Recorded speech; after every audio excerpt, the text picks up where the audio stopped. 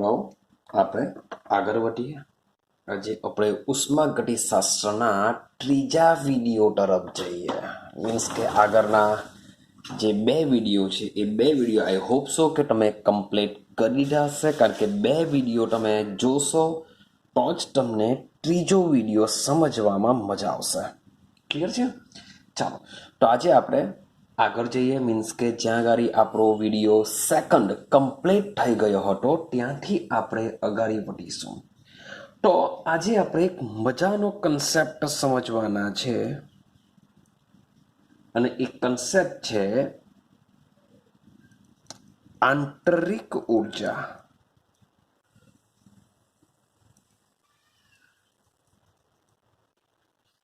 શાના વિશે સમજવાના છે? આપણે આંતરિક ઉર્જા વિશે સમજવાના છે. ક્લિયર છે? અને જેને દર્શાવવા માટે આપણે યુ સંજ્ઞાનો ઉપયોગ કરીશું. ક્લિયર છે? ચાલો, તો સમજતા જજો આંતરિક ઉર્જા શું છે. એકચ્યુઅલી મેં તમને કીધું હતું કે ઉષ્માગતિશાસ્ત્ર તમારા ફિઝિક્સમાં પણ આવશે અને ઉષ્માગતિશાસ્ત્ર આપણા કેમેસ્ટ્રીમાં પણ છે. તો આ જે થર્મોડાયનેમિક્સ છે, હવે ફિઝિક્સ અને કેમેસ્ટ્રીમાં ડિફરન્સની જો વાત કરીએ, ડિફરન્સિએશનની જો વાત કરીએ, તો એક સીધી સિમ્પલ વસ્તુ છે કે યાર કેમેસ્ટ્રીમાં શું થશે? રાસાયણિક પ્રક્રિયાઓ થશે. મીન્સ કે કેમેસ્ટ્રીની અંદર આપણે રાસાયણિક પ્રક્રિયાઓ સાથે સંકળાયેલા છે. હવે રાસાયણિક પ્રક્રિયાઓનો મતલબ શું થાય કે ભાઈ મારી પાસે કોઈ એક પ્રક્રિયક હશે. એક મીન્સ કે જરૂર નથી કે એક જ હોય, પ્રક્રિયકો હોઈ શકે, વધારે બી હોઈ શકે, અને એમાં કઈ ને કઈ રિએક્શન થઈને શું બનતી હોય છે? નિપજ બનતી હોય છે. એટલે કે પ્રક્રિયકોનું રૂપાંતર નિપજમાં થશે. આવું આપણે રાસાયણિક પ્રક્રિયામાં થશે. ક્લિયર છે? ચાલો, હવે સમજો. તો માની લેવું કે મારી પાસે આ પ્રક્રિયકો છે. પ્રક્રિયકોની અંદર શું હશે ભાઈ? અણુજ હશે, અથવા તો ભાઈ પરમાણુ હોઈ શકે ભાઈ, અથવા તો આયન હોઈ શકે, મે બી સંયોજન હોઈ શકે, કંઈ બી હોઈ શકે. અણુ, પરમાણુ, આયન વગેરે જેવા તરીકે શું હોઈ શકે છે? પ્રક્રિયકો હોઈ શકે છે. તો સૌથી પહેલા આંતરિક ઉર્જા શું છે એને સમજીએ. માન લો કે એક સીધો સિમ્પલ પરમાણુ લો, બીજો બી પરમાણુ સીધો સિમ્પલ જ હોય છે મારા જેવો, એકદમ સીધો સિમ્પલ. માન લો કે આ પરમાણુ છે, વચમાં શું હોય છે? પ્લસ, એટલે કે કોણ હોય છે? કેન્દ્ર હશે. કેન્દ્રમાં કોણ રહેલા હોય છે? ભણીને આવ્યા છે આપણે, પ્રોટોન રહેલા હોય, ઇલેક્ટ્રોન રહેલા હોય, સોરી ફોર ધેટ, ન્યુટ્રોન રહેલા હશે કેન્દ્રમાં. અને આ જે બાર છે એ બાર કોણ હશે? ઇલેક્ટ્રોન હશે, ગરબા રમતા હશે. મીન્સ કે કેન્દ્રની આજુબાજુ રોટેશન કરતા હશે યોગ્ય કક્ષકમાં. આઈડિયા આવે છે? ચાલો, તો મારી પાસે જે પરમાણુ છે એ પરમાણુ મે બી અણુમાં પણ સેમ આ જ રીતના હશે, આણ્વીય કક્ષકો આવેલી હશે. આઈડિયા છે ને? આના આગળના ચેપ્ટરમાં આપણે બધું ભણીને આવ્યા છે. તો સમજો કે આ જે પરમાણુ અથવા અણુ હોય છે એ અણુ પાસે ભાઈ ગતિ ઉર્જા પણ હશે. અણુ પાસે શું હશે? એની ગતિ ઉર્જા બી હશે. વાયુ અવસ્થામાં આપણે ભણીને આવ્યા છે કે અણુઓ એમ્પ્ટી ટેમ્પ શું કરતા હોય છે? ભાગતા રહેતા હોય છે. અણુઓ પાસે ગતિ ઉર્જા બી હોય છે. ભાઈ અણુ પાસે શું હોય છે?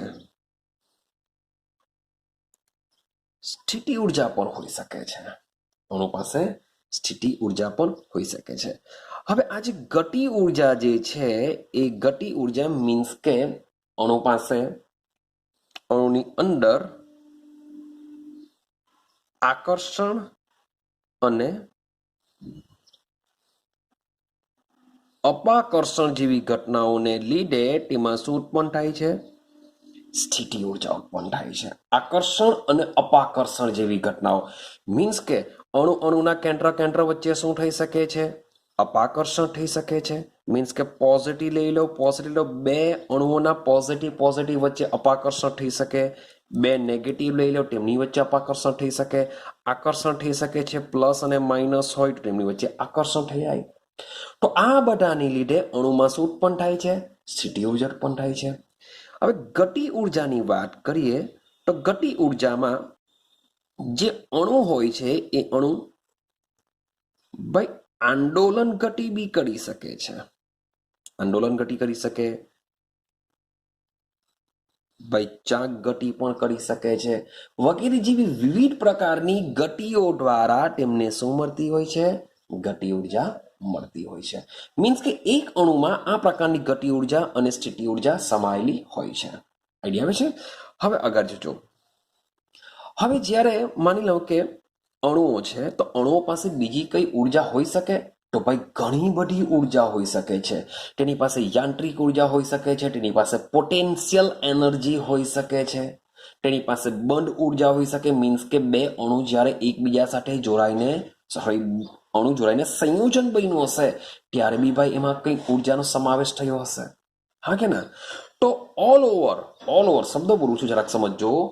ઓલ ઓવર અણુ પાસે આપણે પ્રક્રિયકો લઈ લઈએ સીધા સિમ્પલ કે ઓલ ઓવર પ્રક્રિયક પાસે જેટલી પણ ઉર્જા હશે, કોઈ પણ ઉર્જા લો ગમે એટલે અણુ પાસે જેટલી પણ ઉર્જા હશે એ બધી જ ઉર્જાનો સરવાળો ઇઝ ઇક્વલ ટુ શું બનતું હોય છે? આંતરિક ઉર્જા કહેવાશે. આંતરિક એટલે અંદરની ઉર્જા. એક અણુ પાસે મીન્સ કે એની અંદર જે પણ પ્રકારની ઉર્જા હોય, ગતિ ઉર્જા હોય, સ્થિતિ ઉર્જા હોય, બાય આયનીકરણ ઉર્જા હોય, બંધ એન્થાલ્પી, વિદ્યુત ઉર્જા, વોટ એવર કંઈ પણ ઉર્જા હોય, એની પાસે યાંત્રિક ઉર્જા હોય કે પોટેન્શિયલ ઉર્જા હોય, જે પણ ઉર્જા હશે એ બધી જ ઉર્જાના સરવાળાને આપણે શું કરીએ છીએ? આંતરિક ઉર્જા કહીએ છીએ. હવે વાત કરીએ આપણે ઉષ્માગતિશાસ્ત્ર પ્રમાણે કે આપણે લીધા પ્રક્રિયકો. આપણે શું લીધા? પ્રક્રિયકો. એ પ્રક્રિયકો શું કરે છે? રિએક્શન કરીને નિપજ બનાવે છે. તો ભાઈ વિશ્વનો એક અતિ નાનો ભાગ કે જ્યાં આગળ પ્રયોગો કરી અવલોકનની નોંધ કરવામાં આવતી હોય તેને આપણે કહીએ છીએ પ્રણાલી. તો આ જે પ્રક્રિયકો છે આપણી શું કહેવાશે? પ્રણાલી કહેવાશે. ભાઈ આ જે નિપજ બની, જે અવલોકનની નોંધ કરીએ છીએ એ બી આપણી નિપજ છે. મીન્સ કે એ બી આપણી સામે આવવાની, પ્રણાલીમાં જ આવવાની. તો આ જે પ્રણાલી છે એ પ્રણાલીની જે ઉર્જા છે એ બધી જ ઉર્જાને સરવાળા કરીને પ્રણાલીમાં દાખલ કરવામાં આવી એક રાશિ, એ રાશિને આપણે શું કહીએ છીએ? આંતરિક ઉર્જા કહીએ છીએ. યાર શોર્ટ એન્ડ સિમ્પલ યાદ રાખવાનું છે કે કોઈ પણ અણુ પાસે જેટલી પણ એની અંદર ઉર્જા આવેલી હોય, જેટલી પણ વોટ એવર જેટલી ઉર્જા હશે એ બધી જ ઉર્જાનો સરવાળો એટલે કોણ કહેવાશે? આંતરિક ઉર્જા કહેવાશે. ક્લિયર છે? બધી જ એટલે રાસાયણિક ઉર્જા લઈ લો, વિદ્યુત ઉર્જા લઈ લો, યાંત્રિક ઉર્જા લઈ લો, ગતિ ઉર્જા લઈ લો, સ્થિતિ ઉર્જા લઈ લો, પોટેન્શિયલ એનર્જી લઈ લો, વોટ એવર કંઈ પણ પ્રકારની ઉર્જા, એ બધી ઉર્જાનો સરવાળો એટલે કોણ થશે? આંતરિક ઉર્જા કહેવાશે. ક્લિયર થાય છે? હવે આગળ સમજો. માન લો કે હવે એટલું તો મને ખબર પડી ગઈ કે યાર મારી પાસે હું તો કેમેસ્ટ્રીમાં રિએક્શન પર જ આપણે જશું.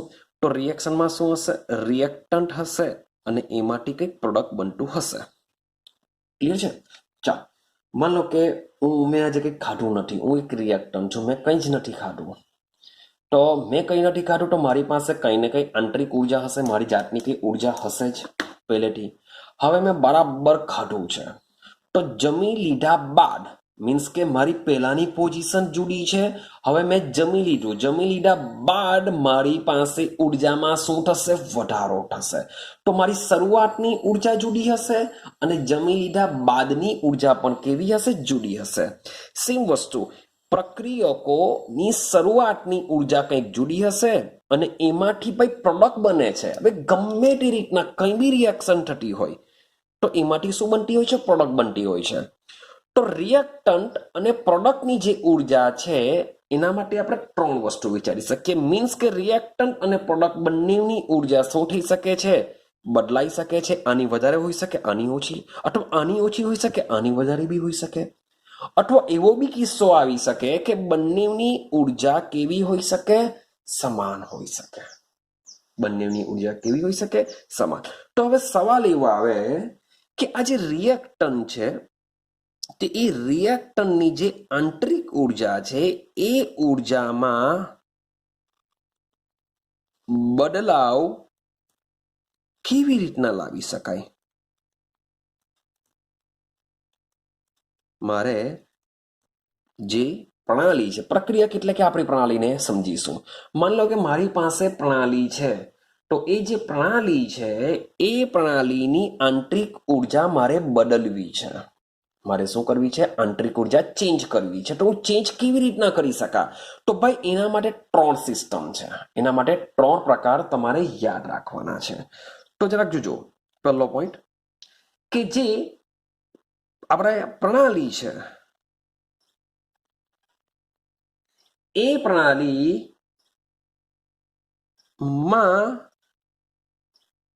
ઉષ્મા દાખલ કરીને અથવા બહાર કાઢીને. પહેલો પોઈન્ટ છે કે જે તમે પ્રણાલી લેવો છો, જે પ્રક્રિયકો લેવો છો, એ પ્રક્રિયક શું કરી શકે? ભાઈ ઉષ્મા. ચાલો એક્ઝામ્પલથી સમજીએ. માન લો કે મારી પાસે કેલ્શિયમ કાર્બોનેટ છે. કેલ્શિયમ કાર્બોનેટ છે અને તમે પાણીમાં નાખો, મજા આવશે. તો શું બનશે? ભાઈ કેલ્શિયમ હાઇડ્રોક્સાઇડ બનશે. શું બનશે? Calcium hydroxide. તો આ જે કેલ્શિયમ હાઇડ્રોક્સાઇડ જે બને છે એ કેલ્શિયમ હાઇડ્રોક્સાઇડની સાથે સાથે શું પ્રોડ્યુસ થાય છે? ઉષ્મા ઉત્પન્ન થાય છે. પુષ્કળ ઉષ્મા ઉત્પન્ન થાય છે. મીન્સ કે તમે ચૂનાને, કેલ્શિયમ કાર્બોનેટ એટલે કે લાઇમસ્ટોન, તમે ચૂનાને પાણીમાં નાખો તો પુષ્કળ ઉર્જા ઉત્પન્ન થશે. તો આ કિસ્સામાં પ્રણાલીમાંથી શું થાય છે? ઉષ્મા બહાર નીકળે છે. ક્લિયર થાય છે? ભાઈ મારી પાસે કોઈક એવો પદાર્થ છે કે જે ઉષ્માનું શું કરી શકે છે? શોષણ પણ કરી શકે છે. મીન્સ કે એને જ્યારે પાણીમાં નાખવામાં આવશે ત્યારે એ શું કરશે? ઉષ્માનું શોષણ પણ કરી શકે છે. તો મીન્સ કે પ્રણાલીમાં આપણે ઉષ્મા દાખલ પણ કરી શકીએ છીએ અથવા તો ઉષ્મા એમાંથી દૂર પણ થઈ શકે છે. આ બંને વસ્તુ કરવાથી જે પ્રણાલી છે એ પ્રણાલીની ઉર્જા શું થશે? બદલાશે. આઈડિયા આવે છે? આપણે શું સમજીએ છીએ? આંતરિક ઉર્જા સમજીએ છીએ. સૌથી પહેલા સમજ્યું આંતરિક ઉર્જા શું છે, કે જે પણ અણુ હશે, જે પણ પ્રણાલી હશે, એ પ્રણાલીમાં જેટલી પણ ઉર્જા હશે એ બધી જ ઉર્જાનો સરવાળો એટલે કે આંતરિક ઉર્જા. હવે તમે વિચારો કે યાર પ્રણાલી પર કોઈને કોઈ તો રિએક્શન થવાની જ, અને કોઈને કોઈ રિએક્શન થશે તો એની ઉર્જામાં ક્યાં વધારો થશે, ક્યાં તો ઘટાડો થશે, જેને લીધે તેની આંતરિક ઉર્જામાં શું કરી શકીએ છીએ? આપણે ફેરફાર કરી શકીએ છીએ અથવા બદલાઈ શકે છે. તો પેલી સિસ્ટમ કે પ્રણાલીમાં આપણે ઉષ્મા દાખલ પણ કરી શકીએ અથવા બહાર પણ કાઢી શકીએ. તો આ બંને પ્રોસેસ દ્વારા આપણે શું કરી શકીએ છીએ? પ્રણાલીની આંતરિક ઉર્જા બદલી શકીએ છીએ. ક્લિયર થાય છે? ચાલો બીજો પોઈન્ટ સમજવાનો પ્રયત્ન કરીએ કે બીજી કઈ રીતના થઈ શકે. ચાલો બીજો પોઈન્ટ છે કે ભાઈ પ્રણાલી ઉપર કે પ્રણાલી વડે કાર્ય કરવાથી. હવે સમજો કે યાર મેં હમણાં બરાબર ખાઈ લીધેલું છે, મારી પાસે બહુ પોટેન્શિયલ છે, બહુ એનર્જી છે. ક્લિયર? હવે હું શું કરું છું? દોડવા જાઉં છું. ચાલો ભાઈ રનિંગ લઈ લઈએ, અથવા ભાઈ કોઈની સાથે ફાઇટ થઈ મારી સાથે. તો યાર હું દોડવા જાઉં છું કે ફાઇટ થાય છે તો શું થશે? મારી બહુ એનર્જી વપરાશે. મીન્સ કે હું જાતે એક પ્રણાલી છું, હું જાતે કાર્ય કરું છું. મીન્સ કે હું દોડવા જાઉં છું, કોઈની સાથે મજા મસ્તી કરું છું, કોઈની સાથે ફાઇટ કરું છું, તો શું થવાનું? મારી એનર્જી વપરાવાની. મીન્સ કે મારા દ્વારા કાર્ય થાય છે. હું જાતે પ્રણાલી છું ને પ્રણાલી વડે કાર્ય થાય છે. પ્રણાલી વડે. આઈડિયા આવે છે? તો મારા દ્વારા કાર્ય થાય છે માટે ભાઈ મારી એનર્જી શું થવાની? ઘટી જવાની. પહેલા જેટલી હતી એના કરતાં શું થઈ જવાની? ઘટી જવાની. ક્લિયર થાય છે? ચાલો બીજી એક વસ્તુ વિચારીએ કે મતલબ કે મારી પાસે ગાડી છે, બાઇક છે, બાઇક. તો બાઇકમાં શું હોય છે? એન્જિન હોય છે, અને એ એન્જિનમાં પિસ્ટન હોય છે, પિસ્ટન કે જે મુવમેન્ટ કરે છે, જેને લીધે ગાડી આગળ જાય છે. રેડી? તો એ જે એન્જિન હોય છે, એન્જિનમાં જ્યાં પિસ્ટન આવેલું હોય છે ત્યાં આગળ શું થાય છે? પેટ્રોલ નું દહન થતું હોય છે, અને એ પેટ્રોલનું દહન થઈને એમાંથી જે ઉષ્મા મળતી હોય તેના દ્વારા મીન્સ કે ગાડી આગળ વધતી હોય છે. અહીં પણ તમે જોશો કે પિસ્ટન શું કરે છે? જાતે કામ કરે છે. પિસ્ટન શું કરે છે? જાતે કામ કરે છે, જેને લીધે ગાડી આગળ વધે છે. તો આ જે બધા કિસ્સા છે કે જેમાં પ્રણાલી દ્વારા કાર્ય થાય છે. પ્રણાલી શું કરે છે? જાતે જ કાર્ય કરે છે. અને કોઈ કિસ્સા એવા બી હશે કે પ્રણાલી ઉપર કાર્ય થશે, પ્રણાલી જેવી છે તેવી રહેશે. કોઈ બાહ્ય, માન લો કે મારી પાસે એક બલૂન છે, એમાં મેં હવા ભરી દીધી છે. હવે એને ઉપરથી હું પ્રેસ કરું છું. આપણે બલૂન શું છે? પ્રણાલી છે. હવે હું ઉપરથી બાહ્ય દબાણ એને આપું છું, એટલે કે હું આપણે જાતે મીન્સ કે આપણી એનર્જી વાપરીએ છીએ, મીન્સ કે બલૂનને આપીએ છીએ. તો આવા કિસ્સામાં પ્રણાલી ઉપર કાર્ય થશે. આપણે ડિટેલમાં સમજીશું પછી. પણ સમજો બે વસ્તુ છે, પ્રણાલી વડે પણ કાર્ય થઈ શકે છે, પ્રણાલી ઉપર પણ કાર્ય થઈ શકે છે. આઈડિયા આવે છે? પ્રણાલી વડે કાર્ય કરવાથી અથવા પ્રણાલી ઉપર કાર્ય કરવાથી પણ પ્રણાલીની આંતરિક ઉર્જા કેવી થશે? ચેન્જ થશે. આઈડિયા આવે છે? તો આ બીજો પોઈન્ટ છે કે આ બીજા પોઈન્ટ વડે બી આપણે શું કરી શકીએ છીએ? આંતરિક ઉર્જામાં ચેન્જ કરી શકીએ છીએ. પેલું ઉષ્મા દાખલ કરીને અથવા ઉષ્મા બહાર કરીએ તો પણ આંતરિક ઉર્જામાં ચેન્જ થશે. પ્રણાલી પર કાર્ય કે પ્રણાલી વડે કાર્ય કરવાથી પણ શું થશે? તેની આંતરિક ઉર્જા બદલાશે. ત્રીજો પોઈન્ટ, ચાલો ત્રીજો પોઈન્ટ છે કે દ્રવ્ય પ્રણાલીમાં દાખલ થાય અથવા તો બહાર નીકળે. ચલો ઠીક છે, આનામાં બલૂન્સનું જ એક્ઝામ્પલ લઈને સમજીએ. માન લો કે બલૂન્સ છે, બલૂનમાં તમે હવા ભરી દીધી, ફિક્સ કરી દીધી. હવે તમે એમાંથી હવા બહાર કાઢી નાખશો તો યાર એની એનર્જી ભાઈ ગમે તેમ બદલાવાની તો ખરી. હું એમ નથી કહેતો કે ઘટે વધે, પણ બદલાવાની તો ખરી જ. માન લો કે જેટલા બલૂનમાં હવા હતી પહેલા, હવે એમાં તમે વધારે હવા ભરો છો તો પણ યાર ઉર્જા બદલવાની. મીન્સ કે દ્રવ્ય તરીકે આપણે એમાં બલૂનના એક્ઝામ્પલમાં વાયુ લીધો. દ્રવ્ય તરીકે મેં વાયુ લીધો. દ્રવ્ય તો આઈડિયા હશે ચેપ્ટર નંબર 1 કે જેને દર છે, જે જગ્યા રોકે છે, તેને આપણે દ્રવ્ય કહેશું. તો કેમિકલની ભાષામાં જો વાત કરીએ કે માન લો કે મારી પાસે કોઈ રિએક્શન છે, એ રિએક્શન થાય છે, મેં અંદરથી બીજો કોઈ, ચાલો એક્ઝામ્પલ લઈએ. હું લઈ લઉં છું એક્ઝામ્પલ તરીકે કેલ્શિયમ કાર્બોનેટ. એને હું હીટ કરું છું. હીટ કરવાથી બનશે CaO વત્તા CO2. આ CO2 ગેસ અવસ્થામાં છે, મીન્સ કે જેવો બને છે એવો સમજી લો કે હું એને બહાર કાઢું છું. તો આ કિસ્સામાં દ્રવ્ય શું થાય છે? બહાર નીકળે. એકચ્યુઅલી આ પ્રોસેસ છે ને રિવર્સિબલ હોય છે. આના પછીના ચેપ્ટરમાં બધું વસ્તુ સમજીશું. આ પ્રોસેસ રિવર્સિબલ હોય છે, એટલે કે કેલ્શિયમ કાર્બોનેટનું વિઘટન થતા CO2 અને CaO બને છે. આ સોલિડ હોય છે, આ ગેસ હોય છે, અને આમાંથી આપણે બહાર કાઢી શકીએ છીએ. બહાર કાઢીશું તો CaO નું પ્રમાણ વધારી શકીએ છીએ. આઈડિયા આવે છે? હવે મે બી CO2 ને તમે બહાર ન કાઢો, એની જગ્યાએ કેલ્શિયમ કાર્બોનેટ પણ તમે આ રિએક્શનમાં એડ કરતા જશો તો પણ મીન્સ કે આ વસ્તુ બનતું જતું હોય છે. મીન્સ કે રિએક્શન જે આપણી પ્રણાલી છે એ પ્રણાલીમાં આપણે દ્રવ્ય દાખલ કરીએ અથવા દ્રવ્યને દૂર કરીએ તો પણ પ્રણાલીની આંતરિક ઉર્જા શું થશે? બદલાશે. ક્લિયર થાય છે? તો શા માટે આપણે આ બધી વસ્તુ વાત કરીએ છીએ કે ભાઈ પ્રણાલીની આંતરિક ઉર્જા બદલવાની જરૂર શું છે? ભાઈ જે છે તે રવા દો ને, આપણા બાપનું શું જાય, શું કરવા બદલીએ?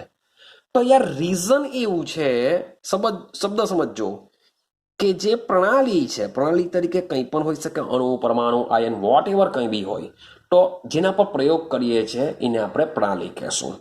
તો આ જે પ્રણાલી છે એ પ્રણાલીની આંતરિક ઉર્જા માપી શકાતી નથી. ઓહો ભાઈ, પ્રણાલીની આંતરિક ઉર્જા આપણે માપી શકતા નથી. તમે જ વિચારો કે માની લો કે મારી પાસે કેલ્શિયમ કાર્બોનેટનું એક્ઝામ્પલ આપણે લીધેલું છે, એને જ આપણે કન્ટિન્યુ કરીએ. જે સમજી લેજો કે આ જે બધા એક્ઝામ્પલ હું જે તમને આપું છું એ માત્ર ને માત્ર સમજવા માટેના છે. તમારે એને કંઈ ઇન્ડિકેટ કરવાના નથી. ક્લિયર છે? ખાલી સમજવા માટે. માની લો કે મારી પાસે કેલ્શિયમ કાર્બોનેટ છે. ચલો કેલ્શિયમ કાર્બોનેટ કરે એક મજાનું એક્ઝામ્પલ સમજીએ. માની લો કે એક રિએક્શન લેવું છું. મારી પાસે સોડિયમ મેટલ છે, મારી પાસે ક્લોરીન ગેસ છે, આમાંથી બને છે સોડિયમ ક્લોરાઇડ, જેને આપણે સોલ્ટ અથવા મીઠું કહીએ છીએ. આ બનતું છે. તો આને બરાબર સમજો. સોડિયમ કઈ અવસ્થામાં હોય છે? સોલિડ. Cl2 gas, solid. તો તમે તો કહેશો સર સોડિયમ વત્તા ક્લોરીન એકબીજા સાથે રિએક્શન કરશે, સોડિયમ ક્લોરાઇડ બની જશે. આ જ ચેપ્ટરમાં આપણે સોડિયમ ક્લોરાઇડ કેવી રીતના બને છે એ સમજવાના છે. કેટલી આખી ડિટેલમાં સમજીશું કે કેવી રીતના થશે. તો તમને થોડીક હિન્ટ આપું કે સૌથી પહેલા આ જે સોલિડ હોય છે, શું હોય છે? સોલિડ હોય છે, તેને કન્વર્ઝન કરવામાં આવે છે ગેસમાં. તો સોલિડમાંથી ગેસમાં રૂપાંતર કરવા માટે એને આપવી પડતી હોય છે સબ્લિમેશન એન્થાલ્પી, એટલે કે ઉર્ધ્વપાતન એન્થાલ્પી આપવી પડતી હોય છે. આ જે સોડિયમ જે ગેસ બન્યો એમાંથી એક ઇલેક્ટ્રોન દૂર કરવામાં આવશે. એક ઇલેક્ટ્રોન દૂર થશે તો એમાંથી Na+ બનશે. તો એમાંથી શું બનશે? Na+ બનશે. તો Na+ બનશે તો આ એક ઇલેક્ટ્રોન દૂર કરીને Na+ બનાવવા માટે એના માટે આપવી પડતી ઉર્જા કઈ હોય છે? આયનીકરણ એન્થાલ્પી આપવી પડતી હોય છે. એને આયનીકરણ એન્થાલ્પી કહેવામાં આવે છે. ત્યારે આ ગેસ બનશે. હવે જે Cl2 છે, Cl2 જે બે મોલેક્યુલ છે એને એક મોલેક્યુલ મીન્સ કે છે તો ગેસ અવસ્થામાં જ, તો એક Cl માં રૂપાંતર કરવા માટે આપણે એનું વિઘટન કરવું પડશે. શું કરવું પડશે? વિઘટન. તો વિઘટન માટે એને D/2H વડે દર્શાવવામાં આવે છે. વિઘટન એન્થાલ્પી કહેવામાં આવશે. આ જે વિઘટિત થયેલો જે Cl છે એ Cl એક ઇલેક્ટ્રોન મેળવીને Cl- બનતો હોય છે, એટલે કે ઇલેક્ટ્રોન પ્રાપ્તિ એન્થાલ્પી કહેવાશે, ઇલેક્ટ્રો ગેઇન એન્થાલ્પી. તો આ જે Na+ અને જે Cl- જે બન્યા એ Na+ અને Cl- એકબીજા સાથે જોડાઈને ફરીથી પાછા NaCl બનતા હશે. તો આ બંને એકબીજા સાથે જોડાઈને NaCl બને છે. એના માટે પણ ઉષ્મા હોય છે. એને આપણે સર્જન એન્થાલ્પી કહેશું. શું કહેશું એને આપણે? સર્જન એન્થાલ્પી કહેશું. તો વિચાર કરો કે Na અને Cl એકબીજા સાથે રિએક્શન કરીને NaCl બનાવશે. એટલે કે આ આપણી શું થઈ ગઈ? સિસ્ટમ થઈ ગઈ. આ આપણી શું થઈ ગઈ? પ્રણાલી થઈ ગઈ. તો યાર Na સોલિડ લઈ લીધો, Cl2 ગેસ લીધો, એકબીજા સાથે રિએક્શન થઈને આ બનતું હશે. તો એમાં તો બધી પ્રોસેસ થશે. આ બધી એન્થાલ્પી સંકળાયેલી છે. અરે સાથે સાથે વિચાર કરો કે અણુમાં આકર્ષણ અને અપાકર્ષણ બળ હશે. તો Na અને Cl બી પેલા આપણે અગાડી જોઈને આવ્યા કે ભાઈ આકર્ષણ અપાકર્ષણ એટલે ગતિ ઉર્જા, સ્થિતિ ઉર્જા, આ બધી જ ઉર્જા આમાં સમાયેલી હશે. બધી જ ઉર્જા આમાં સમાયેલી હશે. હવે સાથે સાથે Na અને Cl ના કેટલા મોલ્સને આપણે લીધેલા છે, એની અંદર કેટલા અણુઓ આવેલા છે અને એ બધા જ અણુઓમાં આ બધી જ ઉર્જા કેટલા પ્રમાણમાં છે આપણે માપવાનો પ્રયત્ન કરીશું. તો એમાં શું આવી જશે? ભૂલ આવી જશે. આઈડિયા આવે છે? માટે કહેવામાં આવે છે કે પ્રણાલીની આંતરિક ઉર્જા માપી શકાતી નથી. આપણે મોલેક્યુલની આંતરિક ઉર્જા માપી શકવાના નથી. પરંતુ શબ્દ સમજો, પરંતુ આંતરિક ઉર્જામાં થતા ફેરફાર, શબ્દ બોલું છું, આંતરિક ઉર્જામાં થતા ફેરફારને માપી શકાય છે. જો પ્રણાલીની આંતરિક ઉર્જામાં ફેરફાર થાય તો માપી શકાય. હવે ફેરફારનો મતલબ શું થાય? કે માની લો કે મારી પાસે અહીં પ્રક્રિયા છે, તો વોટ એવર એની કંઈ ને કંઈ આંતરિક ઉર્જા હશે. એની કંઈ પણ આંતરિક ઉર્જા હશે. આંતરિક ઉર્જા એટલે બધી ઉર્જાનો સરવાળો અહીંયા કંઈ ને કંઈ હશે. ક્લિયર? ચાલો, અહીંયા કંઈ બી પ્રોસેસ થઈને બનતી હોય છે નિપજ. તો યાર સીધી સિમ્પલ વસ્તુ છે, પ્રક્રિયા કરતા એમાંથી જે બનતી નિપજ હોય છે એની ઉર્જા કંઈક જુદી જ હશે. યાર હું અહીંયા ચાલો તમને ભણાવું છું, મીન્સ કે મેં ભણાવવાની શરૂઆત કરી હશે ત્યારે મારી ઉર્જા કંઈક જુદી હશે, પણ તમને ભણાવી દીધા બાદ મીન્સ કે વોટ એવર વિડીયો જેટલો પણ ચાલતો હશે તે દરમિયાન હું મારી એનર્જી વાપરું છું તમને ભણાવવા માટે, તમને સમજાવવા માટે. હું બોલી રહ્યો છું, એક્સપ્લેનેશન કરી રહ્યો છું, તો મારી એનર્જી શું થઈ રહી છે? વપરાઈ રહી છે. તો ભણાવી દીધા બાદ મારી એનર્જી જુદી હશે. આઈડિયા આવે છે? તો જ્યારે પણ મીન્સ કે એ જ વસ્તુ રિએક્શનમાં બી થતું હોય છે કે જ્યારે પ્રક્રિયા કરવામાં આવે છે ત્યારે શરૂઆતમાં પ્રક્રિયકની ઉર્જા કેવી હશે? કંઈક સમથિંગ હશે, અને જે નિપજ બનતી હશે તો તેની ઉર્જા પ્રક્રિયા કરતા જુદી હશે. હું એવું નથી કહેતો કે વધારે હશે કે ઓછી હશે.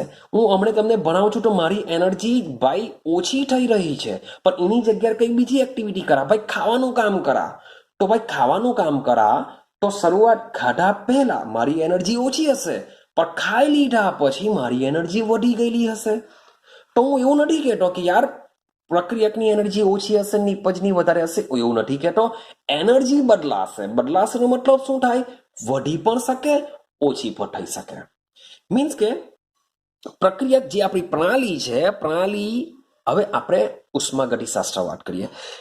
અવસ્થા મીન્સ કે આપણે આના આગળના વિડીયોમાં અવસ્થા વિધેય તરીકે વાત કરીને આવેલા છે. આ જે આંતરિક ઉર્જા છે એ આંતરિક ઉર્જા પર શું છે આપણો? અવસ્થા વિધેય છે. શું છે? અવસ્થા વિધેય. એટલે કે માન લો કે મારી પાસે પ્રક્રિયક છે, નિપજ બને છે, તો પ્રક્રિયકની બી આંતરિક ઉર્જા હશે, નિપજની પર શું હશે? આંતરિક ઉર્જા હશે. હવે પ્રક્રિયકમાંથી નિપજમાં રૂપાંતર કરવા માટે વોટ એવર તમે કંઈ પણ પ્રોસેસ દાખલ કરી હોય, તમે એને ગરમ કર્યું હોય, તમે એને ઠંડો પાડ્યો હોય, તમે એને ભાઈ યાંત્રિક કાર્ય કર્યું હોય કે વોટ એવર કંઈ પણ કર્યું હોય, પણ પ્રક્રિયકમાંથી નિપજમાં રૂપાંતર કર્યું છે તો એની સાથે મીન્સ કે આંતરિક ઉર્જા સંકળાયેલી હશે. તો આ જે આંતરિક ઉર્જા છે બંનેની કેવી હોઈ શકે? અલગ અલગ હોઈ શકે. મે બી કોઈ કિસ્સામાં સેમ પણ હોઈ શકે છે. હું એમ નથી કહેતો કે સેમ હોઈ જ નહીં શકે, સેમ હોઈ શકે છે, અલગ અલગ હોઈ શકે છે. તો આ બંનેનો જે તફાવત છે એ તફાવતને આંતરિક ઉર્જામાં થતો ફેરફાર કહેવામાં આવે છે. ને આંતરિક ઉર્જામાં જે થતો ફેરફાર છે તેને હું ડેલ્ટા યુ વડે દર્શાવું છું. એને શું કરું છું? હું ડેલ્ટા યુ વડે દર્શાવું છું. અને ડેલ્ટા યુ નું સૂત્ર શું છે? યાદ રાખજો, દિમાગમાં ફિટ કરજો. આ ચેપ્ટરમાં હંમેશા આપણે અંતિમમાંથી પ્રારંભિક બાદ કરીશું. એટલે કે અંતિમ અવસ્થા માઇનસ પ્રારંભિક અવસ્થા. આ પ્રક્રિયક છે એની પ્રારંભિક અવસ્થા કહેવાશે, આ કઈ કહેવાશે? અંતિમ અવસ્થા. કારણ કે અવસ્થા વિધેય છે એટલે ઉષ્માગતિશાસ્ત્રના વર્ડ યુઝ કરું છું હું કે આ પ્રારંભિક અવસ્થા, આ અંતિમ અવસ્થા. એટલે કે પ્રારંભિક અવસ્થાની આંતરિક ઉર્જા, આ અંતિમ અવસ્થાની આંતરિક ઉર્જા. ક્લિયર છે? માન લો કે આ આંતરિક ઉર્જાને હું U2 વડે દર્શાવું, આને હું U1 વડે દર્શાવું, તો સૂત્ર બની જશે મારું U2 માઇનસ U1. શું બની જશે? U2 માઇનસ U1 બની જશે. મીન્સ કે આ બધી વસ્તુ પાછળ આવવાનું જ છે, પણ સમજતા રહેજો. ક્લિયર છે? તો મીન્સ કે મારે શા માટે આ જે મેં 3 પોઈન્ટ લખેલા છે એ 3 પોઈન્ટ મારે શા માટે લખવા પડ્યા એને આપણે સમજવાનો પ્રયત્ન કરીએ છીએ કે કોઈ પણ એક પ્રણાલીની માત્ર ને માત્ર આંતરિક ઉર્જા આપણે માપી શકવાના નથી, કારણ કે એમાં ઘણું બધું હશે. પણ જ્યારે પ્રણાલીની અવસ્થા બદલાય છે તો અવસ્થા બદલાય તો તેની સાથે સંકળાયેલી જે આંતરિક ઉર્જામાં થતો ફેરફાર, જેને આપણે ડેલ્ટા યુ કહેશું, એ ડેલ્ટા યુ ને આપણે માપી શકીએ છીએ. કેવી રીતના? કે ભાઈ પ્રારંભમાં કેટલી આંતરિક ઉર્જા હતી, અંતિમમાં કેટલી હતી, તે આપણે માપી શકીએ છીએ. તમે પાછા દિમાગમાં ક્વેશ્ચન આવશે કે સર આ કેવી રીતના માપી શકાશે પ્રારંભિક આંતરિક ઉર્જા? તો એના માટે પણ એક સાધન છે જે આ ચેપ્ટરમાં આપણે ભણવાના છે, એને આપણે પછી વાત કરીશું. પણ આ આંતરિક ઉર્જામાં કેવી રીતના આવેલી છે બધી ઉર્જા, એ બધી ઉર્જાને આપણે માપી શકવાના નથી.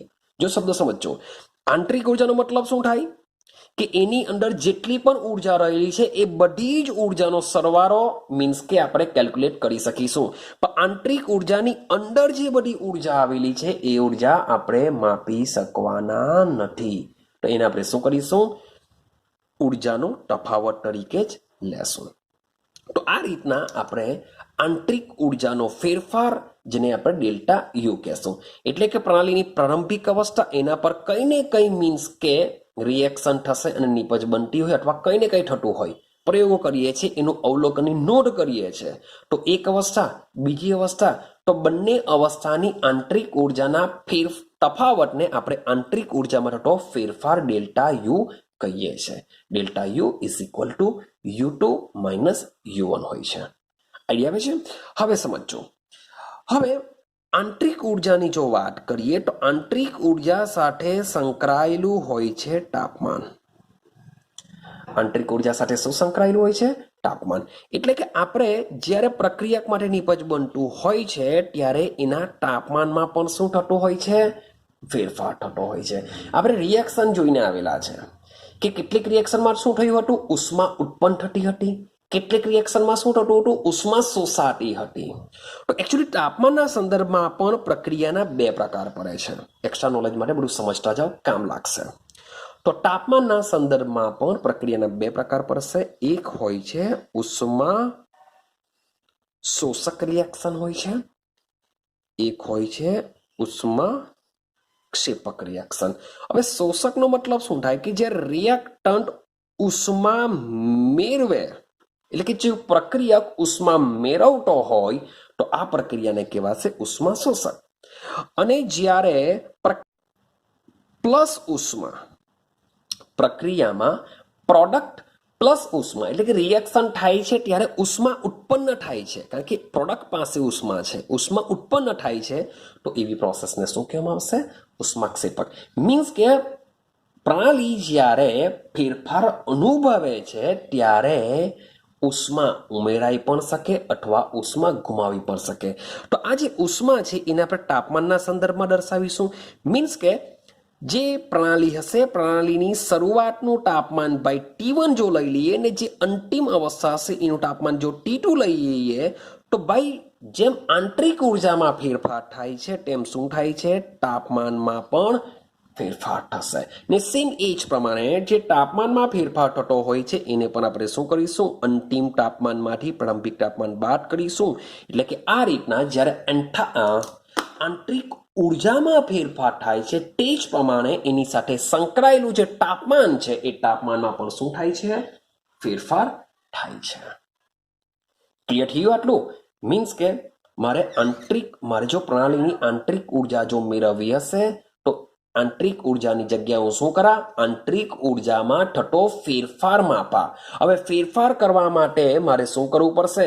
ક્યાં તો પ્રણાલીમાં ઉષ્મા દાખલ કરવી પડશે અથવા ઉષ્મા બહાર કાઢીએ તો આંતરિક ઉર્જામાં ફેરફાર થાય, અથવા પ્રણાલી ઉપર કાર્ય કરવું પડે અથવા પ્રણાલી વડે કાર્ય કરીએ તો પણ આંતરિક ઉર્જામાં ફેરફાર કરી શકીએ, અથવા પ્રણાલીમાં દ્રવ્ય ઉમેરીએ અથવા દ્રવ્ય બહાર કાઢીએ તો પ્રણાલીની આંતરિક ઉર્જામાં ફેરફાર થશે અને એ ફેરફાર ડેલ્ટા યુને આપણે માપી શકીશું. U2 માઇનસ U1, એટલે કે અંતિમ અવસ્થામાંથી પ્રારંભિક અવસ્થા બાદ કરીને આપણે આંતરિક ઉર્જામાં થતો ફેરફાર માપી શકીએ છીએ. ક્લિયર થાય છે? તો સૌથી પહેલામાં પહેલા આપણે સમજવાનો પ્રયત્ન કરીએ આંતરિક ઉર્જામાં હવે ફેરફાર લાવીશું અને એ આપણે બીજા પોઈન્ટની શરૂઆત કરીએ, મીન્સ કે કાર્ય કરીને. ચાલો આપણે કાર્ય કરીએ. ક્લિયર છે આટલે સુધીનું? હવે આપણે આગળ સમજવાનો પ્રયત્ન કરીએ. ઓકે, ચાલો. તો સૌથી પહેલો પોઈન્ટ લઈએ કાર્ય. શું લઈ લઈએ છે? કાર્ય. હવે બરાબર સમજવાનો પ્રયત્ન કરીએ કે સૌથી પહેલા આપણે કાર્યના સંદર્ભમાં, એટલે કે પ્રણાલી પર કાર્ય અથવા પ્રણાલી દ્વારા કાર્ય કરીને પ્રણાલીની આંતરિક ઉર્જામાં થતો ફેરફારને સમજવાનો પ્રયત્ન કરીએ. ચલો હવે આંતરિક ઉર્જામાં થતો ફેરફારને સમજવા માટે સૌથી પહેલા બરાબર સમજો. હું એક પ્રણાલી લેવા, હું શું કરું છું? એક પ્રણાલી લ્યો છો. ચાલો માન લો કે મારી પાસે એક પ્રણાલી છે. રેડી છે? હવે આ જે પ્રણાલી હશે એ પ્રણાલીમાં આ જે દિવાલ હશે એ દિવાલ તમારી હોવી જોઈએ ઉષ્મા રોધક. ઉષ્મા રોધકનો મતલબ થાય, માન લો કે મેં આની અંદર પાણી ભરી દીધું છે. મેં શું ભરી દીધેલું છે? આ પાણી છે. તો આ જે પાણી છે એ મારી શું બની જશે? પ્રણાલી બની જશે. જે પાણી ભરેલું છે એ શું બની જશે? મારી પ્રણાલી બની જશે. અને પાણી જેમાં મેં ભરેલું છે એ જે પાત્ર છે એ પાત્રની દિવાલ કેવી છે?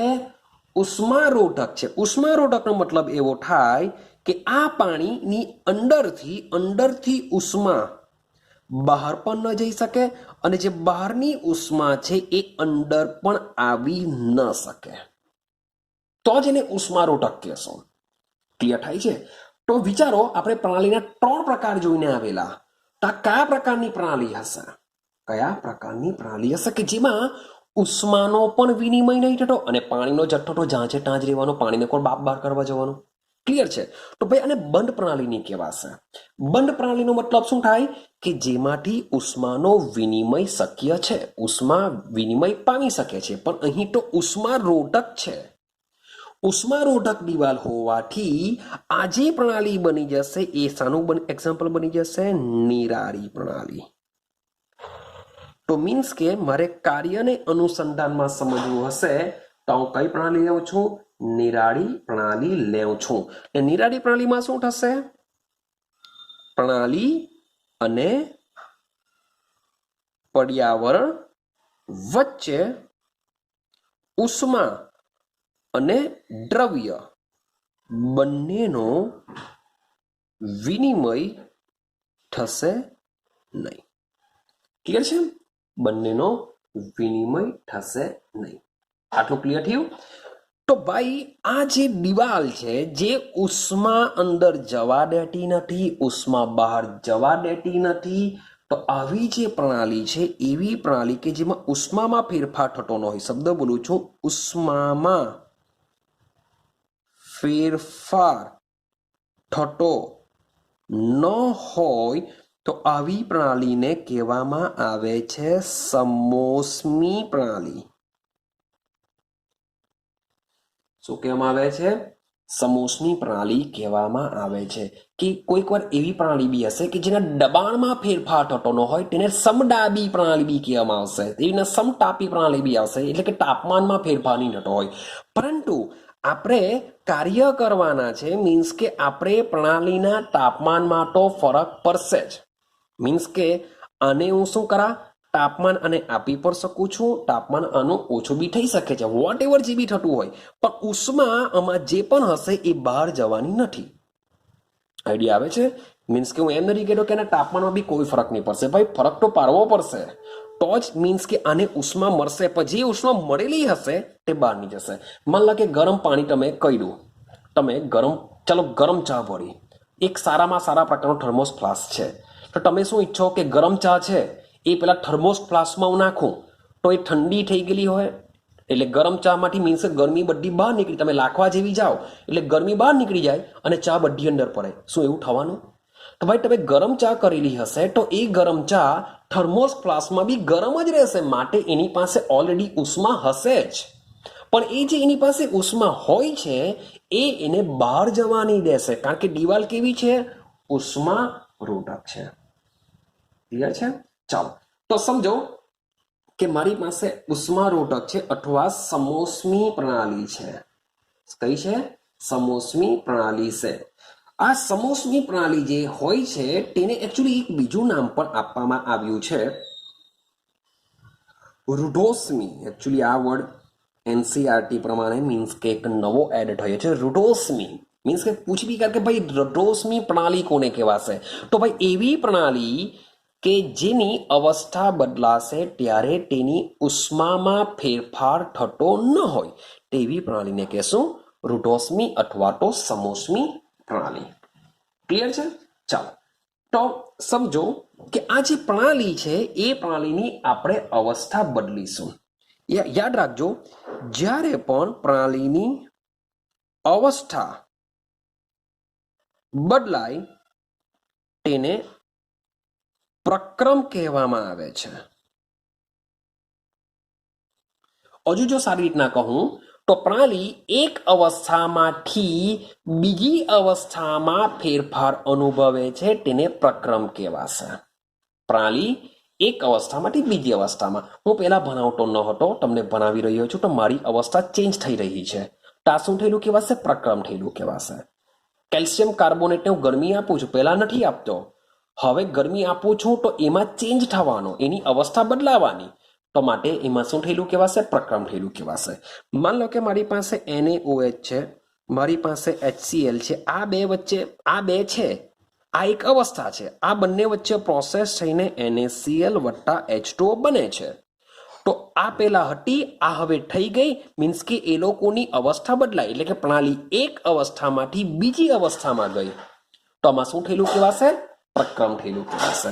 માટે અહીં સમોષ્મી પ્રણાલી છે, એટલે કે ભાઈ આની અવસ્થા તો બદલાશે જ, આપણે અવસ્થા બદલીશું જ, કાર્યના સંદર્ભમાં અવસ્થા બદલીશું તો જ આંતરિક ઉર્જામાં ફેરફાર થશે ને। તો આપણે આ પ્રણાલીની અવસ્થા તો 100% બદલીશું, કાર્યના સંદર્ભમાં બદલીશું, માટે આને આપણે શું કહેશું? સમોષ્મી પ્રક્રમ કહેશું। કે પ્રણાલીની જે રીતના બી અવસ્થા બદલીશું તો એ અवस्था બદલાતી હોવાથી આપણે એને શું કહીએ છીએ? સમોષ્મી પ્રક્રમ કહીએ છીએ। ક્લિયર છે ને? સમોષ્મી પ્રક્રમ છે, માટે કહેવા જ માંગે છે સમોષ્મી એટલે કે આ પ્રક્રમમાં એટલે કે પ્રણાલીની જે અવસ્થા બદલાય છે ત્યારે એની ઉષ્મામાં ફેરફાર થશે નહીં। ક્લિયર થાય છે? આટલું ક્લિયર છે? કારણ કે એની દિવાલ કેવી છે? ઉષ્મા રોધક છે। ક્લિયર? ચાલો હવે કાર્ય, હવે મેઇન આપણા ટોપિક પર આવી જઈએ, કાર્ય। હવે આ પ્રણાલી પર હું શું કરું છું? કાર્ય કરું છું। તો આ પ્રણાલી પર જ્યારે કાર્ય કરવામાં જો આવશે તો એની આંતરિક ઉર્જા બદલાશે। હું એવું નથી કહેતો કે ભાઈ પ્રણાલી પર કાર્ય કરું છે કે પ્રણાલી દ્વારા કાર્ય છે કે વોટ એવર, કંઈ પણ કાર્ય કરો, કોઈ પણ પ્રકારનું તમે કાર્ય કરશો, પ્રણાલી દ્વારા કરો કે પ્રણાલી પર કરો, તો પણ એની આંતરિક ઉર્જા તો 100% બદલાવાની। માની લો કે મારી પાસે આ પાણી છે, એ શરૂઆતની અવસ્થા કહેવાય, તો શરૂઆતની અવસ્થામાં એનું જે તાપમાન હશે એ હું લઈ લઉં છું T1, વોટ એવર જે બી હશે એને હું શું કહેવાય? એની T1। તો આ જે બી આ T1 જે લખું છું એ બધી શું હોય છે? એની પ્રારંભિક અવસ્થા અથવા શરૂઆતની અવસ્થા બી તમે બોલી શકો છો। મીન્સ કે મેં પાણી લીધેલું છે, જો એની પર મેં કાર્ય કરવાની શરૂઆત કરી નથી, તો આ પાણી લીધેલું છે, તો આ જે પાણી છે એનું પ્રારંભિક અવસ્થામાં તાપમાન શું હશે? T1 મેં લીધેલું છે, T1, અને એની જે આંતરિક ઉર્જા હશે, આંતરિક ઉર્જા એ મેં લઈ લીધી છે U1।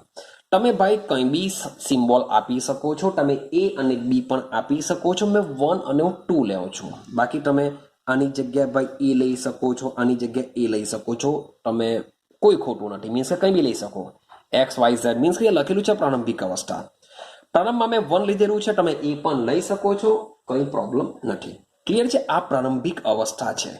હવે આમાં કાર્ય કરીએ, હવે આમાં શું કરીશું? આપણે કાર્ય કરીશું। પ્રારંભમાં મીન્સ કે જે પાણી મેં લીધેલું છે, એક ઉષ્મારોધક પાત્ર છે, એટલે કે થર્મોસ ફ્લાસ્ક છે એવું સમજીને ચાલો, એમાં મેં શું કરેલું છે? આવું પાણી લીધેલું છે। ચાલો, તો એ પાણીનું તાપમાન મેં TA અથવા T1 લઈ લીધું, એની આંતરિક ઉર્જા U1 અથવા A છે। હવે આના પર કાર્ય કરું, કાર્ય કરવાથી એનું તાપમાન પણ બદલાશે, એની આંતરિક ઉર્જા પણ બદલાશે। હવે કાર્ય આપણે બે રીતે કરીશું। કાર્ય શું કરીશું? આપણે બે રીતે કરીશું। કેવી રીતના? સમજો તો પ્રથમ રીત, શબ્દ બોલું છું, કાર્ય આપણે પ્રથમ રીત કરીએ। પ્રથમ રીતની અંદર આપણે કરીશું યાંત્રિક કાર્ય। પ્રથમ રીતમાં શું કરીએ, જે પેલી પ્રણાલી છે કે જે મેં એક બીકર જેવું કંઈ સમથિંગ લીધેલું છે, એ ઉષ્મારોધક શબ્દ સમજો, એની દિવાલ કેવી છે, ઉષ્મારોધક છે, કાચનું નથી, કાચમાંથી તો ઉષ્મા શું કરશે, પસાર થઈ જશે, માટે મારી પાસે જે બી પાત્ર છે એ ઉષ્મારોધક છે. હવે મારે યાંત્રિક કાર્ય કરવાનું છે. હવે યાંત્રિક કાર્ય કેવી રીતના કરી શકાય, તો યાંત્રિક કાર્ય કરવા માટે બરાબર એને હલાવી દેવું, પાત્રને બરાબર ઉપર નીચે બરાબર શેકિંગ કરી નાખો, હલાવ ભાઈ, એને તમે રોટેશન ફેરવો, એમથી તેમ ગોળ ગોળ ગોળ ગોળ ફેરવા કરો તો બી યાંત્રિક કાર્ય થયેલું કહેવાશે. અથવા તો તેનામાં હું શું કરું, પેન્ડલો ફેરવું. પેન્ડલો શું છે તેની વાત કરીએ તો પેન્ડલોની વાત કરો તો આ રીતનો એક મીન્સ કે એક સરિયા જેવું લઈ લઈએ કે જેના પર શું હોય છે, આવી બધી ચકડીઓ મીન્સ કે સમથિંગ હશે, એમાં આપણે ફેરવીએ, ચકડી ફેરવીએ, પાણીમાં ચકડીએ બરાબર રોટેશન કરાવીએ, ફેરવીએ. તમે એને શેકિંગ કરો કે ભાઈ એને રોટેશન કરો કે ભાઈ એમાં નાના નાના પેન્ડલો ફેરવો, એટલે કે આવી ચકડી ફેરવો. ક્લિયર છે? તો આ બધાને લીધે પાણી શું કરશે, અંદર ઘૂમશે. અંદર પાણી શું કરશે, આપણે ઘુમાવીશું, એટલે પાણી અંદર ફરશે, એવું સમજી, ઘુમાવીશું જગ્યાએ પાણી અંદર ફરશે. પાણી અંદર ફરવાને લીધે હવે ત્યારે એની અંતિમ અવસ્થા આવી જશે. શું આવી જશે? અંતિમ અવસ્થા કહેવાશે, કારણ કે આપણે એના પર યાંત્રિક કાર્ય કર્યું. યાંત્રિક કાર્ય કર્યા બાદ પ્રણાલીની જે અવસ્થા હશે એને શું કહેશું, આપણે અંતિમ અવસ્થા કહેશું.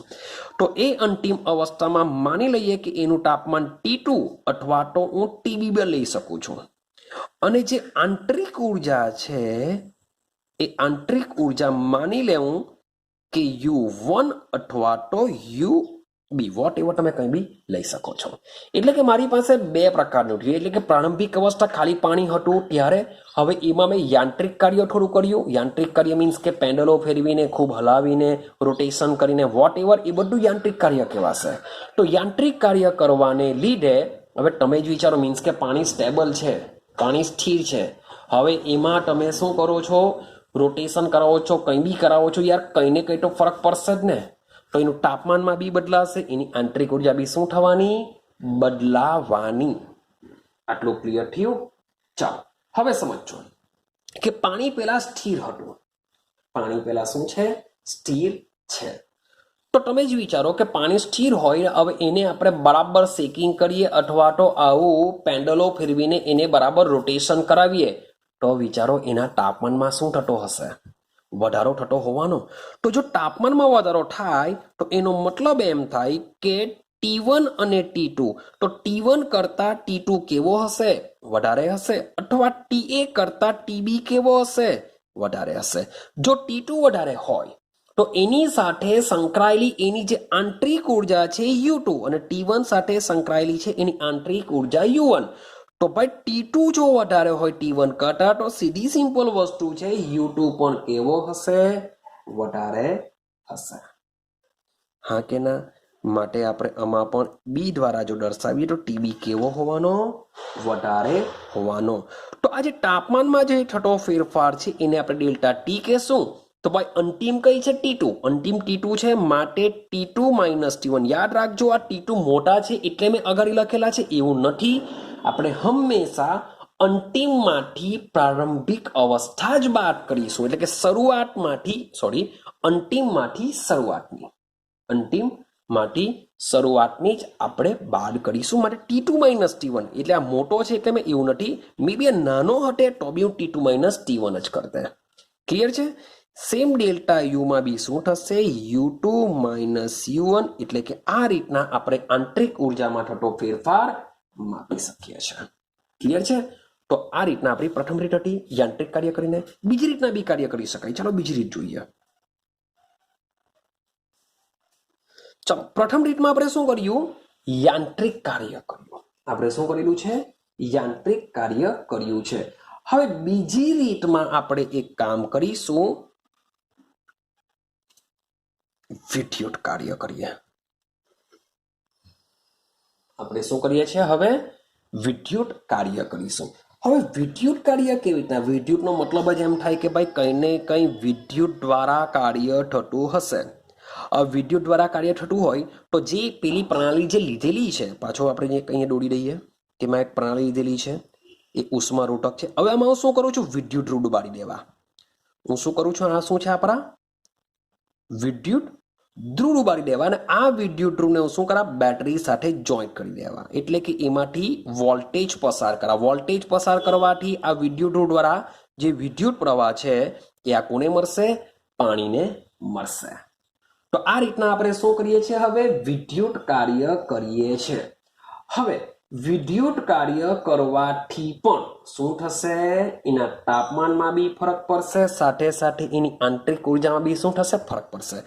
માની લો કે આપણી જે અંતિમ અવસ્થા છે, એટલે કે ભાઈ વિદ્યુત કાર્ય કર્યા પછીની જે અવસ્થા છે એને અંતિમ અવસ્થા કહેશું.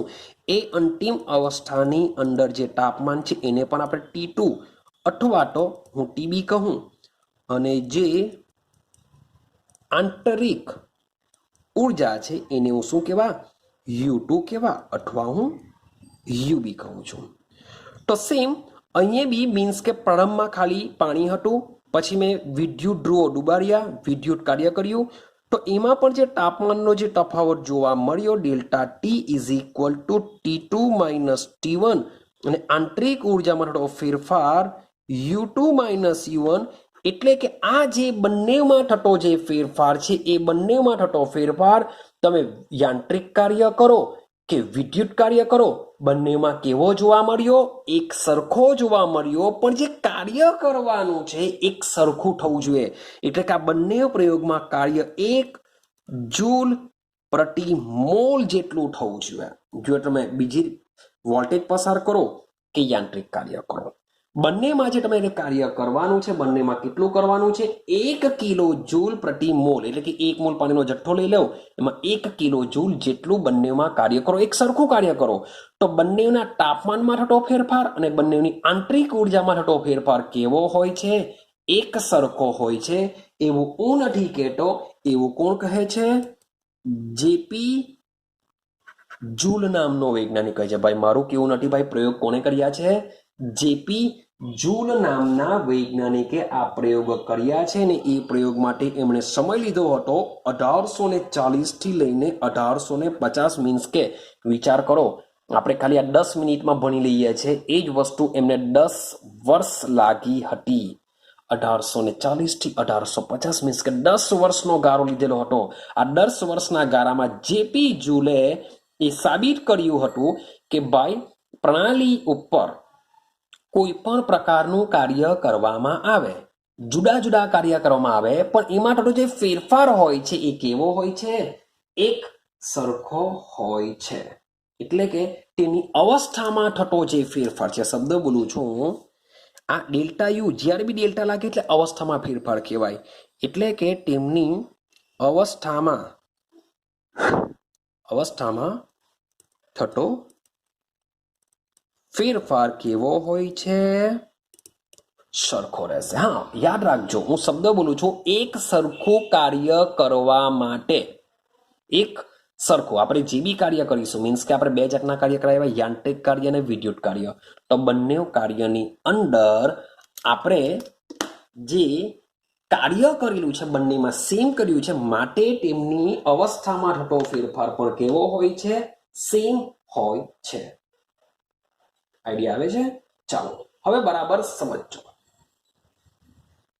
હવે આપણે જે કાર્ય કરીએ છીએ એ સમોષ્મી પ્રક્રમમાં કરીએ છીએ.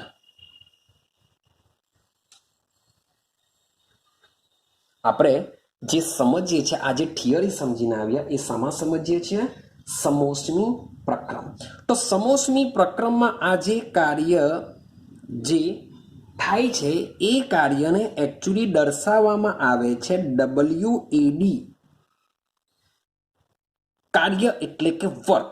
સમોષ્મી પ્રક્રમ છે જેને આપણે AD વડે દર્શાવીશું. હવે તમે મને કહેશો કે સર આ AD શું છે? તો AD એકચ્યુઅલી જે અગાડી આપણે શબ્દ સમજીને આવ્યા સમોષ્મીને ઇંગ્લિશમાં કહેવામાં આવે છે એડિયાબેટિક. અને શું કહેવામાં આવે છે? એડિયાબેટિક. એડિયાબેટિક મીન્સ કે ઇંગ્લિશ મીડિયમ વાળા એડિયાબેટિક શબ્દ બોલતા હોય છે. સમોસમી પ્રક્રમ આપણે કેમ એમને કહીએ સમોસમી પ્રક્રમ, તો એ લોકો એડિયાબેટિક કહેતા હોય છે. એડિયાબેટિક, તો એડિયાબેટિક એટલે કે સમોસમી પ્રક્રમ એટલે કે એવો પ્રક્રમ કે જેમાં ઉષ્મા ટ્રાન્સફર થતી ન હોય, ઉષ્માનું હેરફેર થતું ન હોય, તેને એડિયાબેટિક સિસ્ટમ કહેવામાં આવે છે. માટે એડિયાબેટિક એટલા માટે એડી શબ્દ મૂકવામાં આવે છે, WAD. સમોસમી પ્રક્રમમાં કાર્ય થતું હોવાથી આ કાર્યને આપણે શું કહેશું? WAD વડે દર્શાવીશું. ક્લિયર થાય છે? ચાલો, તો ભાઈ જે પ્રણાલી છે, પ્રણાલીની અવસ્થા, આંતરિક ઉર્જામાં જે થતો ફેરફાર છે, થતો જે ફેરફાર છે એને આપણે શું કહીએ છીએ? ડેલ્ટા યુ કહીએ છીએ. તો ભાઈ આ પ્રયોગ એવું કહેવા માંગે છે કે ભાઈ પ્રણાલી જ્યારે એક અવસ્થામાંથી બીજી અવસ્થામાં ફેરફાર અનુભવે છે ત્યારે થતો આંતરિક ઉર્જામાં થતો ફેરફાર તેમાં થયેલા કાર્ય બરાબર હોય છે. તેમાં થયેલા કાર્ય બરાબર હોય છે. એટલે કે જે આંતરિક ઉર્જામાં જેટલો ફેરફાર થશે એટલું જ પ્રણાલી પર કાર્ય થશે અથવા પ્રણાલી વડે કાર્ય થશે. કાર્ય અને આંતરિક ઉર્જા બંને કેવા હોય છે? એકબીજાના ઇક્વલ હોય છે. એટલે કે WAD is equal to delta you, આવું કહેવા માંગે છે. હવે જે કાર્ય છે, એકચ્યુઅલી કાર્યના બે પ્રકાર પડશે.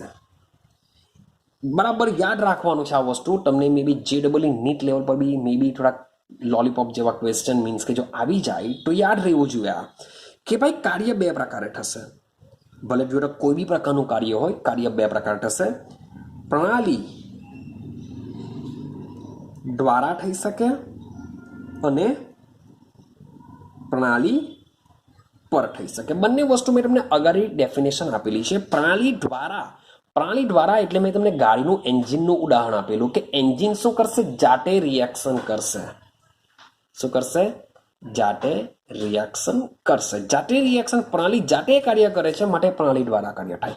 પ્રણાલી પર, પ્રણાલી કઈ નહીં કરશે, બહારથી આપણે કાર્ય કરાવીશું તો એવા કાર્યને શું કહેશું? પ્રણાલી પર કાર્ય થશે. ક્લિયર છે? હવે સમજો, જો ડેલ્ટા યુ નું મૂલ્ય ધન આવે એટલે કે WAD નું મૂલ્ય બી કેવું આવશે?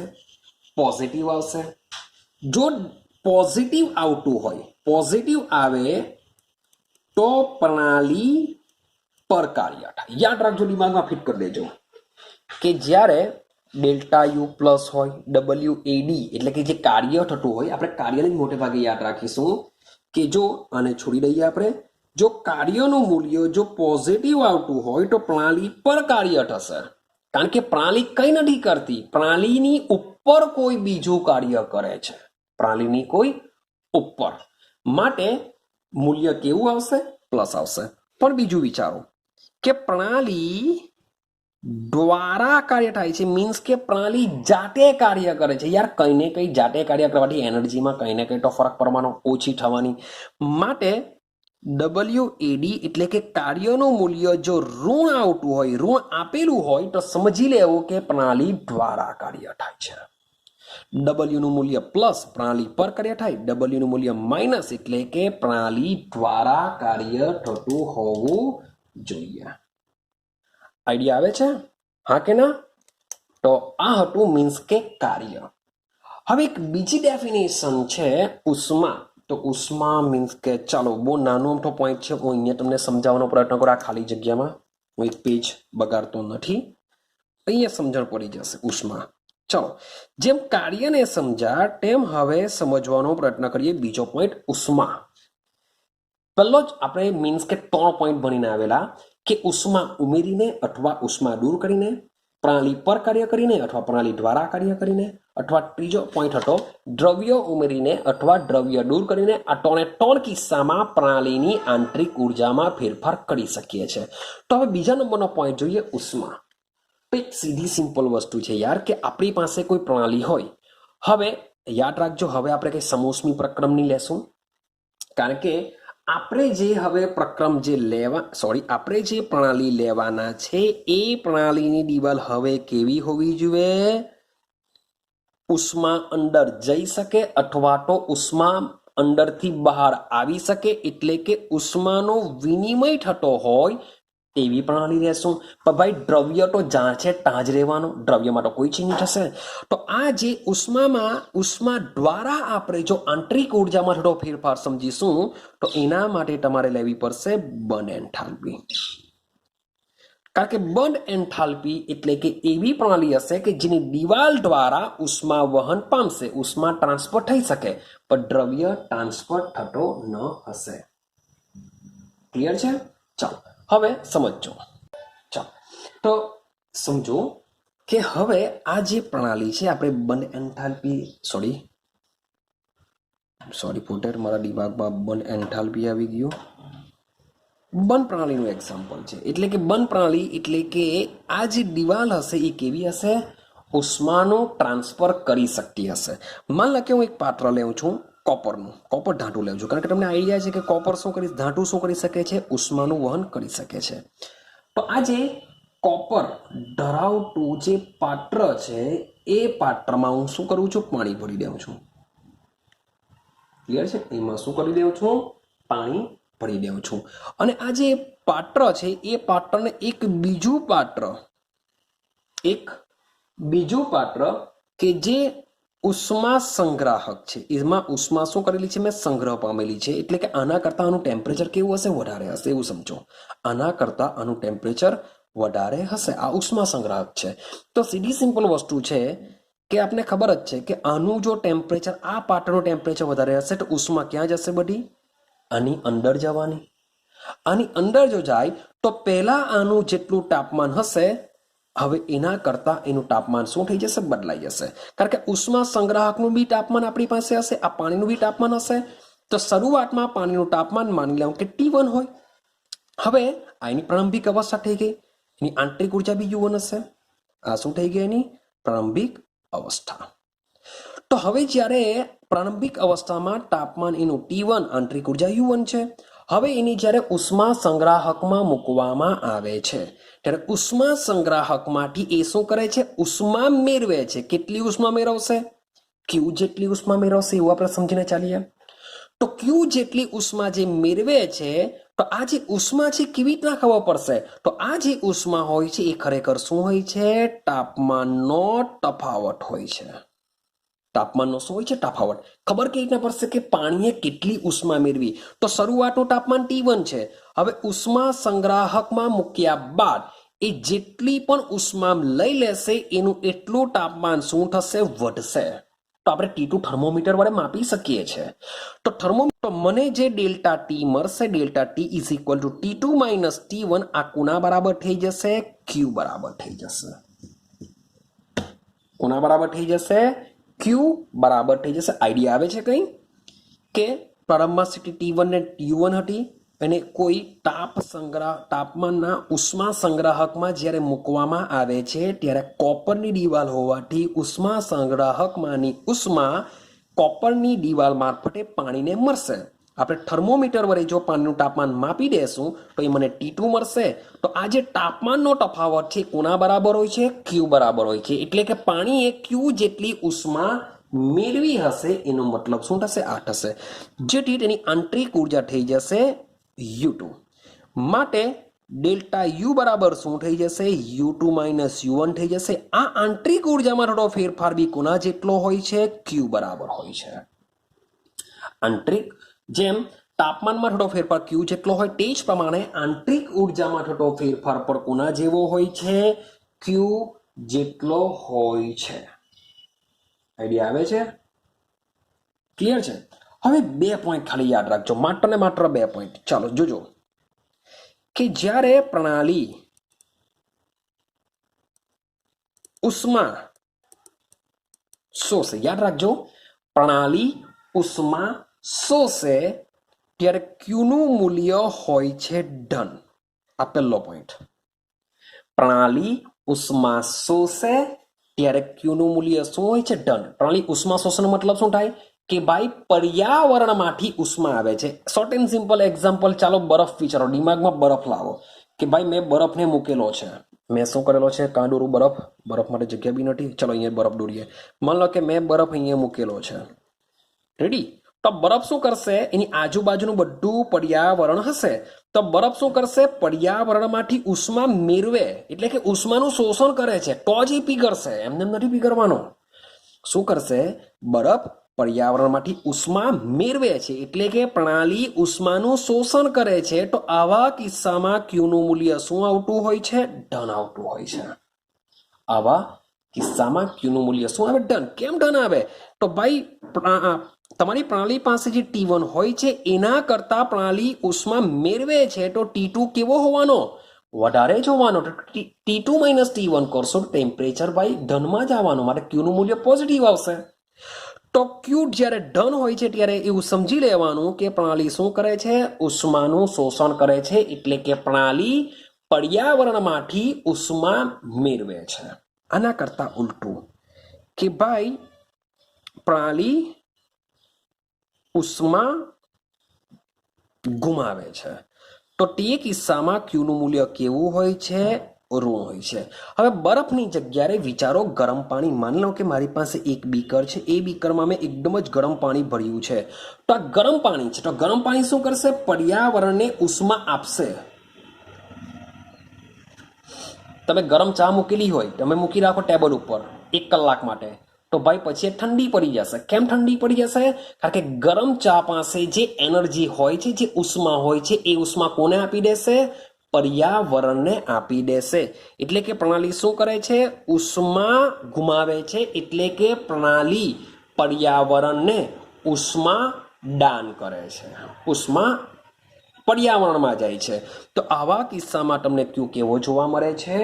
ઋણ જોવા મળતો હોય છે. તો કંઈક આઈડિયા આવે છે શું કહેવા માંગે છે આ થિયરી? તો યાદ રાખજો, આપણે આ જે પણ કંઈ ભણીને આવ્યા તે બધું શું ભણીને આવ્યા છે? આંતરિક ઉર્જામાં ફેરફાર કરીએ છીએ. કારણ કે કોઈ પણ પ્રણાલીની એક અવસ્થાની આંતરિક ઉર્જા આપણે માપી શકવાના નથી, પરંતુ આંતરિક ઉર્જામાં થતો ફેરફાર માપી શકીએ છીએ. કારણ કે આંતરિક ઉર્જા પણ શું છે? અવસ્થા વિધેય છે. અવસ્થા વિધેયનો મતલબ શું થાય? કે ભાઈ પ્રણાલી એક અવસ્થામાંથી બીજી અવસ્થામાં જે રૂપાંતર પામે છે એ રૂપાંતર પામવા માટેના માર્ગ ઉપર આધાર રાખતી નથી. એને તમે મીન્સ કે ગમે તે રિએક્શન કરાવો, ગમે તે પ્રકારની રિએક્શન કરાવો, એ માત્ર શના પર આધાર રાખે? શરૂઆતની સ્થિતિ અને તમે રિએક્શન કરાવો છો અને જે પછી અંતિમ સ્થિતિ મળશે એની આંતરિક ઉર્જા કેટલી, એના પર જ આધાર રાખશે. એને જે રીતના અવસ્થામાં ફેરફાર કરવામાં આવતું હોય તેના ઉપર આધાર રાખતું નથી. માટે આંતરિક ઉર્જા પર શું છે? અવસ્થા વિધેય છે. અવસ્થા ઉપર આધાર રાખે, તે પ્રાપ્ત કરવાના માર્ગ ઉપર આધાર રાખતું નથી. ક્લિયર છે? તો સૌથી પહેલા આપણે કાર્યના સંદર્ભમાં આપણે આંતરિક ઉર્જામાં ફેરફાર કર્યો અને પછી આપણે ઉષ્માના સંદર્ભમાં ફેરફાર કર્યો. તો દ્રવ્યના સંદર્ભમાં આપણે ફેરફાર કરવાનો મીન્સ કે થઈ શકે છે, પણ આપણે એને લેવાના નથી. હવે આપણે શું કરીશું? તો હવે આપણે નેક્સ્ટ વિડીયોની અંદર મીન્સ કે આપણે હું કન્ટિન્યુ કરતો નથી, પણ નેક્સ્ટ વિડીયોની અંદર હવે આપણે એક એવો કિસ્સો વિચારીશું કે જેમાં ઉષ્મામાં પણ ફેરફાર થાય છે અને સાથે સાથે કાર્ય પણ થાય છે. બંને એકી સાથે કરાવીશું. આપણે બંને ઇન્ડિવિજ્યુઅલ જોઈને આવ્યા કે સૌથી પહેલા આપણે કાર્ય કર્યું, વોટ એવર જે બી પ્રકારે કર્યું છે તે પ્રમાણે, ઉષ્મામાં બી ફેરફાર કરી, જે બી પ્રકારે કરી હોય તે પ્રમાણે બંનેને ઇન્ડિવિજ્યુઅલ જોઈને આવ્યા. હવે આપણે પ્રણાલીમાં બંનેને એકી સાથે મીન્સ કે શું કરીશું? બદલાવ કરીશું. તો આંતરિક ઉર્જામાં કયો ફેરફાર થશે? એને લીધે તમને ઉષ્મા ગતિશાસ્ત્રનો પ્રથમ નિયમ મળશે. શું મળશે? ઉષ્મા ગતિશાસ્ત્રનો પ્રથમ નિયમ મીન્સ કે ઉષ્મા ગતિશાસ્ત્રનો જે ફર્સ્ટ લો છે એ આપણે નેક્સ્ટ વિડીયોમાં ડિસ્કશન કરીશું. ક્લિયર છે? તો બસ આજના પૂરતું આપણે આટલે સુધી જ રાખીએ. જો વિડીયો ગમતો હોય મીન્સ કે ઇઝીલી અન્ડરસ્ટેન્ડ થઈ જતું હોય તો વિડીયોને લાઈક કરો, ફ્રેન્ડ સર્કલમાં શેર કરો, સબસ્ક્રાઇબ કરો, બેલ ઘંટીને દબાવી દેવો કે જેથી તમને નેક્સ્ટ વિડીયોના નોટિફિકેશન મળતા રહે. અને સાથે સાથે જો વિડીયો સારો લાગતો હોય તો યાર સારી લાઈક જો તમે કરશો, સારા કોમેન્ટ કરશો તો જરાક મોટિવેશન મળશે કે ચાલો ભાઈ છોકરાઓને વિડીયો સારો લાગે છે. ક્લિયર છે? તો આઈ હોપ સો કે તમે મારું કેમેસ્ટ્રી એન્જોય કરતા હશો, બહુ મજાથી ભણતા હશો. ક્લિયર છે? તો મળીશું આપણે નેક્સ્ટ વિડીયોની અંદર.